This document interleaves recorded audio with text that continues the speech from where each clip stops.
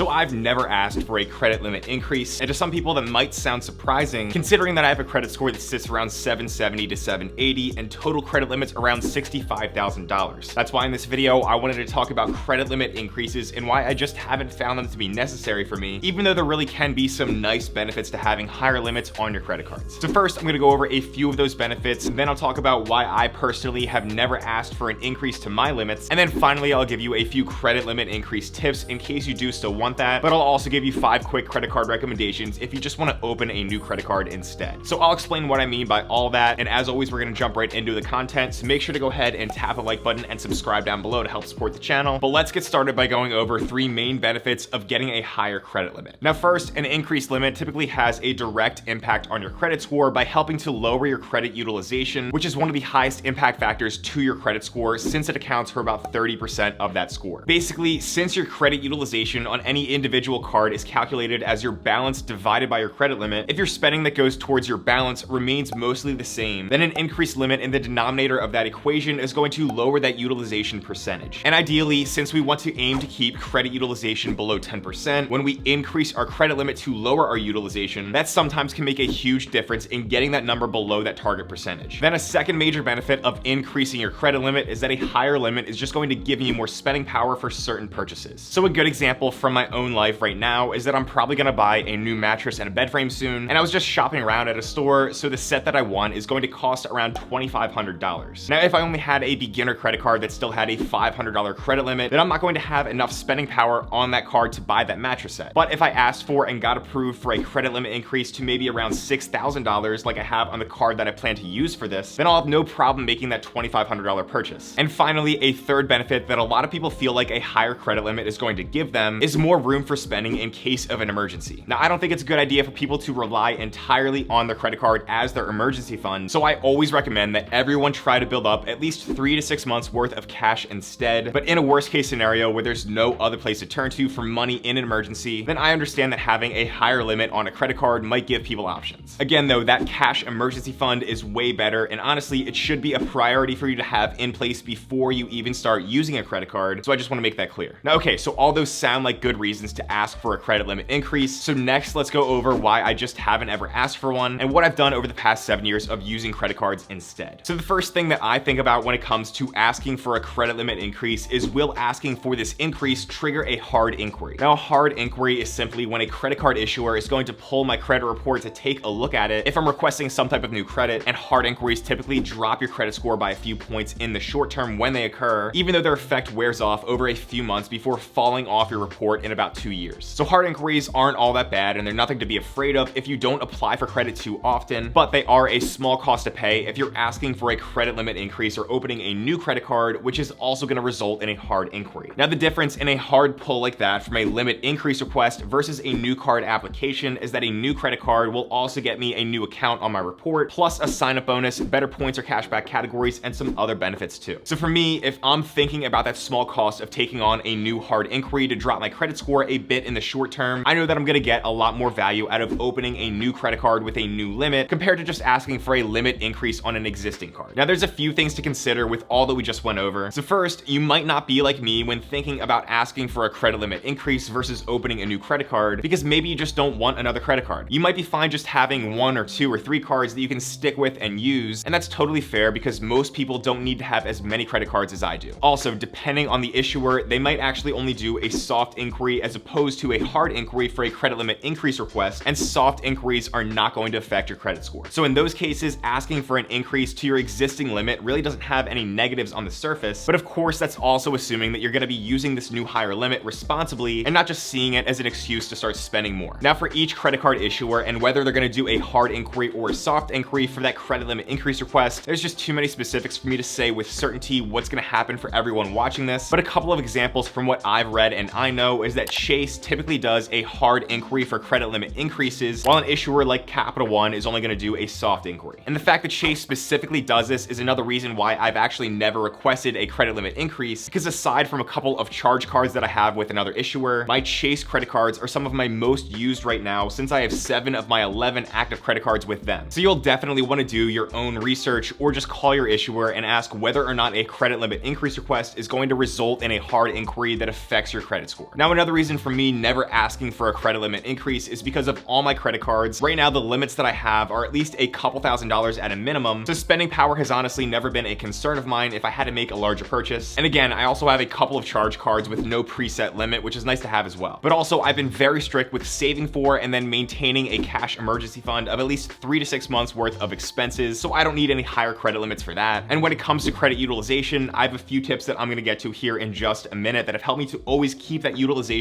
below 10% on all my cards no matter what. So again, a higher limit doesn't really do that much for me. Now that means that the only logical thing in my situation has pretty much been to just apply for a new credit card instead of requesting a credit limit increase on an existing one. But I'll be honest, opening a new card at this point for me is also more about the points and benefits and not so much the additional credit limit. All right, so that's what I do, but of course everyone's gonna be different. And like I said, some people might not wanna actually open a new credit card. Plus again, depending on the issuer, there might not be a hard inquiry if you request an increased limit, or sometimes they might just automatically increase your limit without you even asking. So next here, let's talk about some credit limit increase tips if you still think an increased limit is right for you. And then I'll go over a few other credit card recommendations that I would go for personally if I wanted a new card with a new limit that will give you some other nice benefits as well. Okay, so tip number one is going to be to always keep your income updated with whatever accounts you have with different credit card issuers. Now, always make sure to tell the truth and don't lie, because they don't always confirm or verify what your income is. But if you make up some crazy income number, then that could land you in some trouble and get your account shut down. So don't lie, but keeping that income number accurate might allow the issuer to just give you an automatic credit limit increase without you even asking, since all they want to do is make sure that you have the means to pay back anything that you do borrow from them. Then tip number two, like I mentioned before, if you really want a higher credit limit on a card, then you can request it, but just see if they're going to do a hard inquiry or a soft inquiry. Hard inquiry is the one where it drops your credit score by a few points in the short term, but again, that might not be a big deal if you're not planning to apply for any other type of credit or loan in the near future. And tip number 2.5 here is that if you want that higher credit limit just to keep your credit utilization low, like I showed you with that equation, you should know that you don't always need to have a higher credit limit to do that. So with this tip, if my balance is unusually high for some reason, so let's go back to that mattress example like I had before for a second. If I bought a mattress that costs $2,500 on a card that has a $6,000 limit, that's still a 41.67% credit utilization, which is too high. So what I do instead of asking for a credit limit increase is I just prepay that $2,500 balance before my credit card statement closes. That way a lower utilization gets reported. Now I've explained this in some more details in some other videos that I'll link to down below, but basically your credit utilization can be thought of as a snapshot at a moment in time when it's reported to the credit bureaus and affects your credit score in a good or bad way. And that snapshot is usually taken about once per month, right on or around the statement closing date, which you can find in your account, but just do some research to confirm when exactly your issuer is going to report that info. So if I know that my statement for this credit card closes on August 30th and today is only August 22nd, I can just prepay either the entire $2,500 amount so that my balance is $0 and a utilization of 0% is reported on August 30th. And that's okay, but it also looks like I never even used any of my credit in the first place, or I can prepay maybe $2,400 of that $2,500 balance so that I only have a statement balance of $100 that's reported on my statement closing date of August 30th, and then my credit utilization gets reported as being 1.67%, which looks much better. Now this goes along with tip number 3, which is to only use your credit card if you already have cash set aside to pay off your balance in full immediately if you want to. Some people like to rely on future expected income from maybe their next paycheck to pay off last month's credit card statement, but honestly that's just too risky and not a smart habit to get into. So like I always talk about, you should have some sort of a budget and then work to cut costs where you can to save up 3 to 6 months worth of expenses, but also leave a little bit of extra cash on the side for paying your bills as well. And that helps to create a nice little cushion for you to stay out of credit card debt. Now also remember to always treat your credit card like cash or a debit card by paying off your statement balances on time and in full each and every month, because that's such an important thing to do to avoid expensive high interest charges. Then tip number 4, if you decide that a credit limit increase is going to be right for you, then make sure you're requesting it for a credit card that you actually do use. If you try to ask for an increase on a card that you haven't even touched in 6 months, well, the chances are the issuer won't really see the need to raise your limit. But if you have maybe a $2,000 limit and you're consistently using it and spending up to that balance that's right around that limit before paying it down, then that's going to tell them, hey, this person is using this card, they're paying us back on time with no trouble, and they can handle a higher limit. And going off that, for tip number 5, if you need to contact that issuer's customer service number to request that credit limit increase, then make sure you get some notes prepared ahead of time about your good habits with your credit card. I mean, you can remind them how long you've been a customer with them, how you've never missed a payment, and if you have missed a payment, then why that was just a simple mistake and it won't happen again. Now, having a good credit score will obviously help with all this stuff as well, so make sure to go ahead and subscribe down below and check out my channel for some other tips on increasing that credit score. Now, if you're more like me and you would just rather open up a new credit card with a new limit and a sign-up bonus and some other benefits too, then here's a quick rundown of 5 no annual fee cards that I think can be a great fit for just about anyone. First, there's the City Custom Cash, which can get you a $200 bonus plus 5% back in your high spend category in one of 10 categories each billing cycle. That makes this the perfect card to use as a dedicated card for things like gas, groceries, or dining, because you can effectively lock in getting 5% back in any one of those categories by using the custom cash card just like that. Then second, there's the Chase Freedom Flex, which also comes with a $200 bonus. And with the Freedom Flex, you can also earn 5% back in quarterly rotating categories, which so far this year have included things like grocery stores, Amazon, and gas stations as well. But you can also get 5% back on travel booked through Chase, 3% back on dining, and 3% back at drugstores, which adds a lot of value. Then finally, I like to recommend cards that can be used as good catch-all options where they earn a flat rate of around 1.5 to 2% back on everything. So for those cards, I really like the Chase Freedom Unlimited and the Capital One Quicksilver at 1.5% back on all purchases, as well as the City Double Cash and the SoFi credit card at 2% back on all purchases. Most of those cards are going to come with solid welcome notices as well, but always make sure you do some research first. So I'm going to leave some links down below where you can help to support the channel and learn more about some of these credit cards and some other great ones out there as well. Now, if you want to avoid getting denied when you actually go to apply for any new card, then you'll want to check out this video over here next, because that's going to go over a few simple steps you can take to get approved for any credit card. So as always, thank you so much for watching, and I'll see you in the next one.